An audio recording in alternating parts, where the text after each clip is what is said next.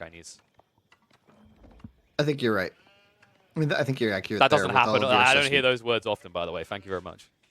I don't know. I mean, maybe we're all wrong, right? I'll take it. I mean, Winston Waffles wrongly is going to catch on, my friend.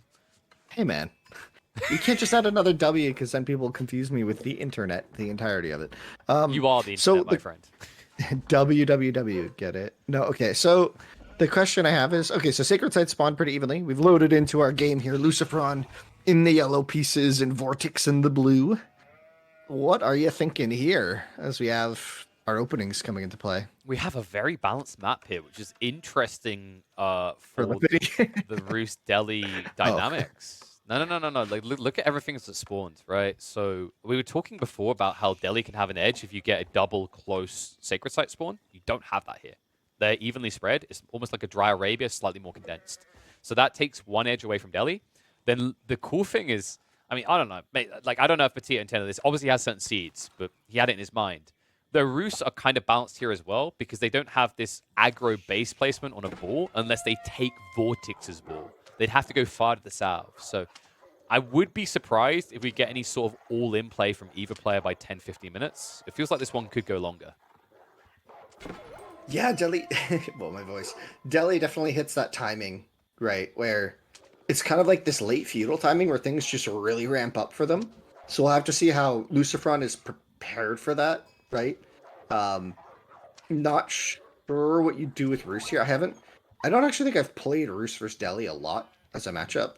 I know that sounds weird to say, but I haven't played it recently, I think, in a while, right? So I'm not exactly sure how you're supposed to handle the Delhi at this stage. Like, do you just kind of go Knight Archer like normal and you just hope that you have enough units? Do you go multiple TC or just probably still the 2 TC build, right?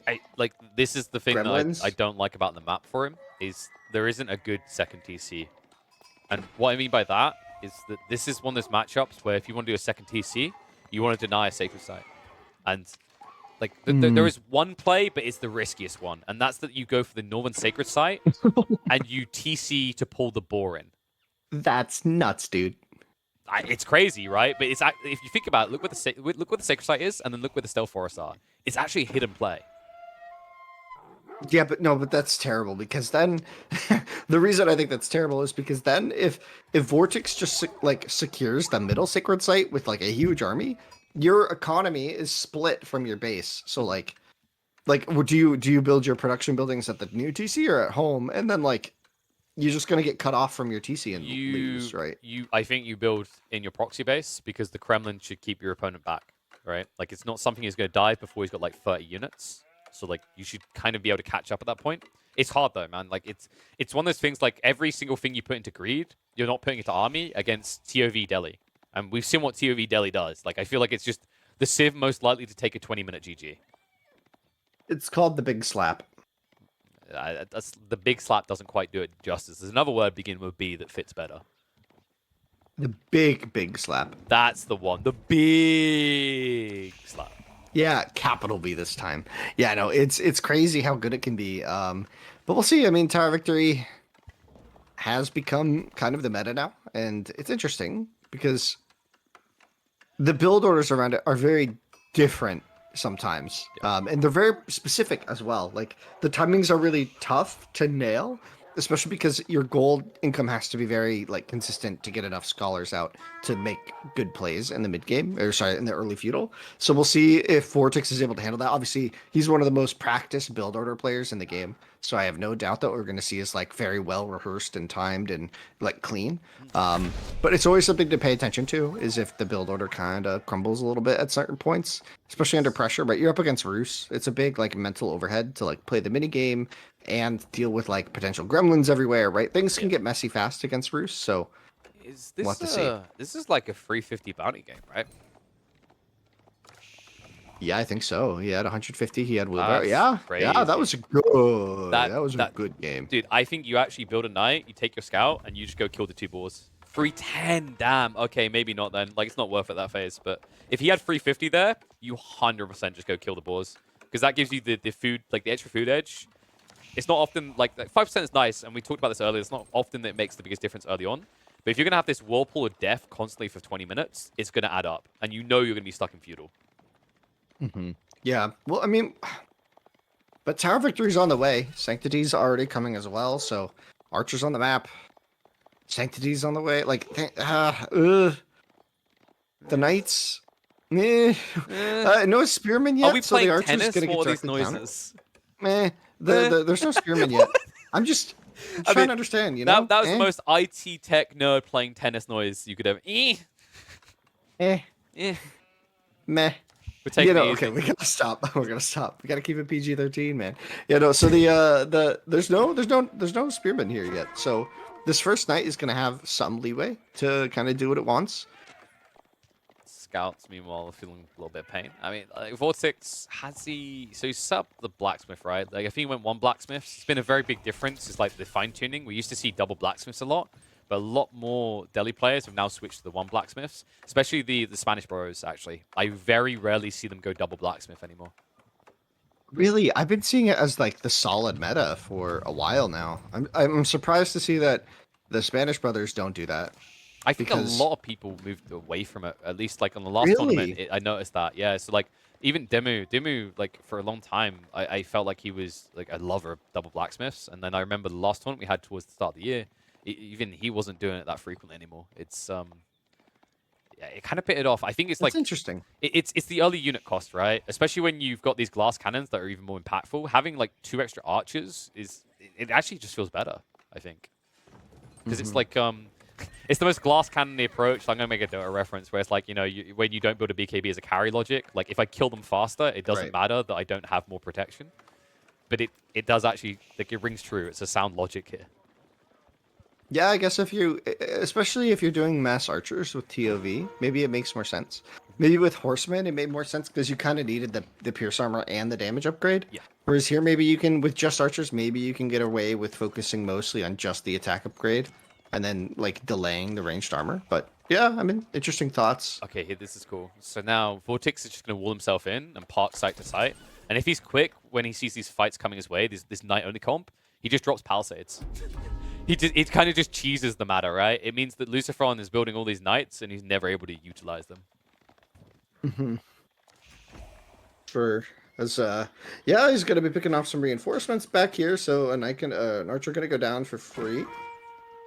Ooh, taking some damage. Ooh, the micro. The pathing. Not favorable there for LucifroN, taking a bunch of damage. And you might say, oh, this damage is like, it's a knight, it's fine, it has a lot of HP. But no. All this damage matters so much for this game because there's going to be a point where LucifroN has to fight. There's going to be a point where he's pushed to the brink and he needs to take an engagement against VortiX. And here it is. Scout is going to tank the initial charge. Archer's going to peel back. Looks problematic here. Looks like there's going to be a chase from the Gremlins onto the Scholar instead. Archer's moving into the choke point, but the Knights are actually at a perfect number where the choke point won't screw them over. However, the Archer count is a little bit too high to easily manage here. It's going to push him back. Price is going to be high. Both players finishing their techs at exactly the same time, so the Pierce armor directly mitigated by the Pierce damage from VortiX. That was actually really cute, a really fun moment. I liked it. As the Gremlins are the last thing remaining, and they will go down very easily here. You just don't want to waste time hitting them, right? You're like, please, no, this is not efficient. Such a stupid unit. Defensive landmarks, folks. Defensive. They're sticky. LucifroN's built up a 3-0 lead, though, throughout all of this. So the raids, the idle time, kind of catching up with VortiX here. Who's only got one Scholar, another in queue. He just needs to keep this Archer mass down, so then, like, these small groups of Knights is better, right? It's just taking too long to get through, so this is brilliant. In fact, if this fight doesn't scale, this choke point is not the bane of Lucy's existence. If the fights get very big, his force gets bloated, he's idling out a bunch of his melee, right? And it favors VortiX. Yeah, this is a really good fight. 3 more archers about to go down. Wow, that's and G just taps out. No sacred sites on Delhi. It's just impossible, right? You just have to call it. This might be our quickest series. Like, this is something we should highlight going in this. LucifroN and VortiX, there's no matchup I can think of that so often ends in 10 minutes because these guys, they are the partners. They're the scrim partners. They play against each other more than they play against anyone else. So when they see that a game is going, they've played it out so many times in their heads. They do not waste time. GG gets called. A very quick game number 1 as LucifroN takes an early lead. Yeah, you kind of have to wonder from VortiX's point of view, what was the thought process behind only massing archers? Just saw Marine Lord type this in chat, like mass archer versus knight. Like, isn't that what knights want to do? Like, maybe he needed a couple spearmen mixed in or something. I don't know. Maybe he just couldn't afford it. Maybe it's just too tight. Maybe this is something he practiced, and there's just like a micro timing where you just have just enough archers to like push through, but. It seemed like nothing really worked there for VortiX. Like no sacred sites, it's just tragic. And now we go on to yeah, no, I think you're right. Yeah, you get the safe relics. You have back resources sometimes, like in this generation. Yeah. Yeah, this looks good for HRE, right? What do you do? It's an interesting matchup that we're about to see in this game, right? Like Lucy predicted this. He's on match point. He's confident. And VortiX, this is the deviation. Straight away, it looks like he's going to try to block gold.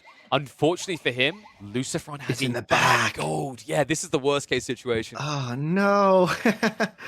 Oh no. It's so tight as well, man. Like sometimes you get this gold a bit off to the side, more like what VortiX has, and you can do something against it. Wait, is it just a So he's just doing we've seen this, we saw this yesterday. This is fine. Like this is more a bit more standard. I thought he was maybe going to get spicy and block gold, but this is better.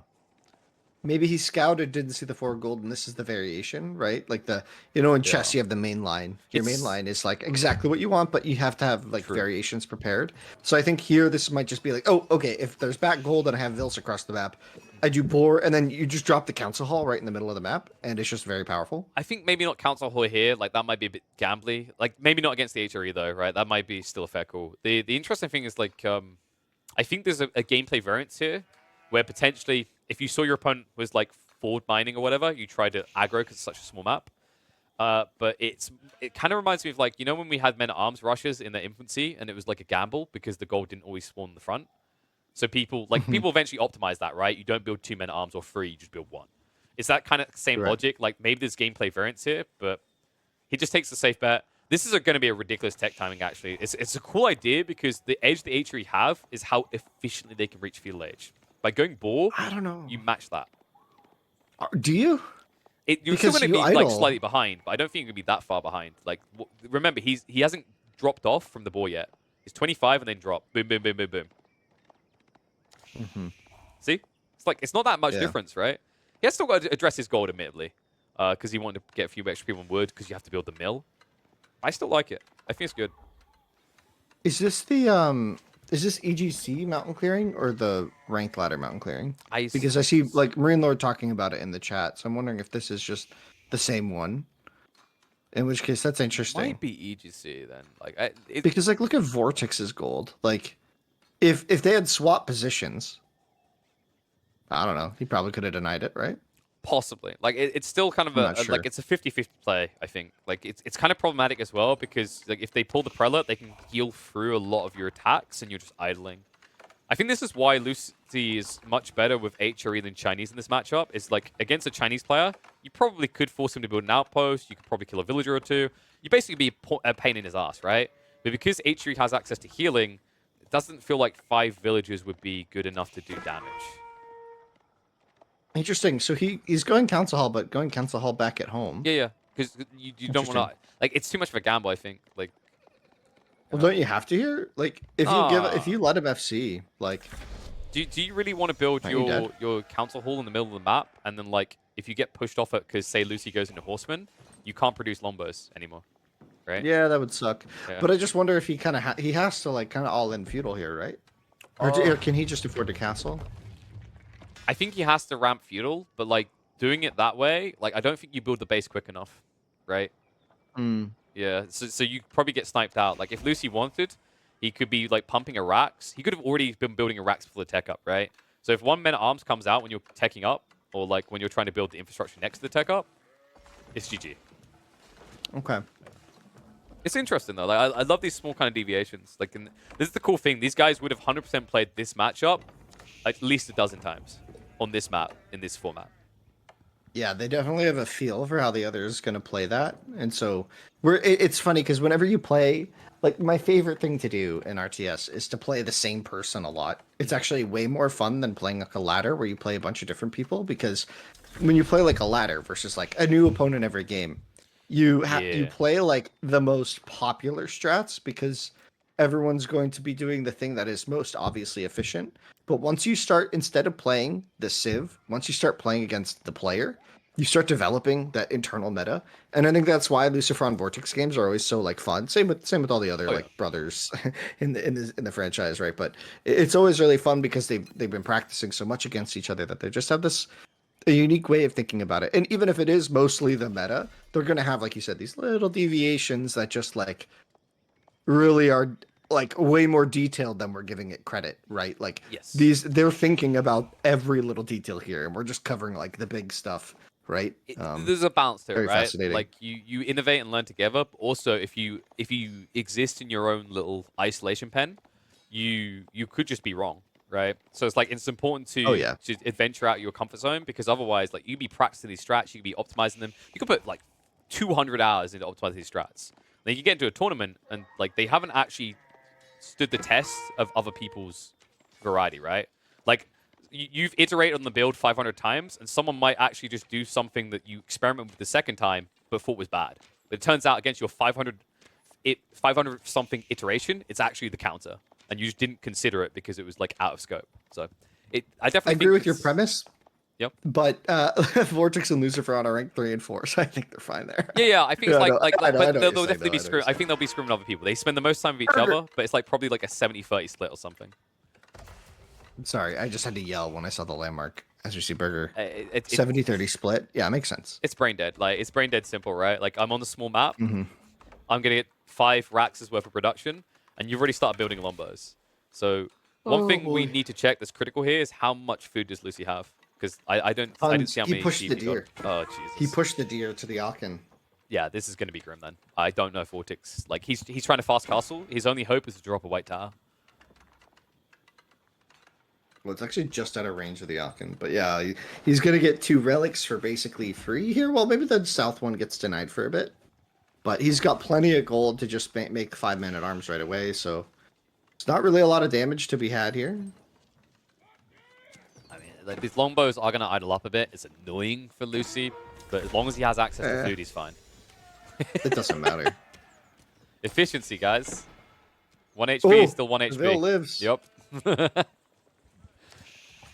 So food, he's probably like, look at the sheep count. Like I think he's got like what, 3K food, maybe slightly more. Actually, definitely more. Like, I can see the people at the front as well. So like probably like 3.5K food, deer in there as well because he shoved a few, not all of them in. I think. This will get a pretty sizable men arms force. VortiX just needs to get the castle up quickly. He's almost ready for the tech up. I have no doubt in my mind this is going to be a white tower. Where? Just in the middle? Or in his base on his eco?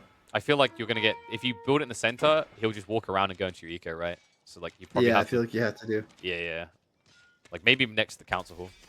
Or next to like the gold to protect the wood. When I play crazy team games on this map, because you can get it on the ladder every now and then, right? Yeah. I like to do English, and I just Berkshire and White Tower the center, and just I one with hate sacred you. sites. Just Lol. shut up. It's fun. No, it's fun for you, dude. Like, it's like when someone drops a man. barbecue. It's fun. Yeah, for your dumbass. Learn from mine. Oh man, here come the man at arms charging down the map through the midfield, as you would say. White Tower going up at home, I mean, you're but leading them to it. You're actively leading them to it. That's is a this bold move, death? Cotton. This might be death. This It might goes up. be like, does it? Does it go up? That's a lot of men at arms for that many villages. I don't think this goes up. He's trying to min max, but it's actually costing him more. There's more men at arms coming behind this. Oh dear God, he pulls more villagers. Like honestly, it's grim. He finally realizes it. It's going to be an all-in to get it up. He's going to complete the tech up, but look at the price already. 7, probably 8, maybe boy. even 9 villagers are going to die for this. Dear God.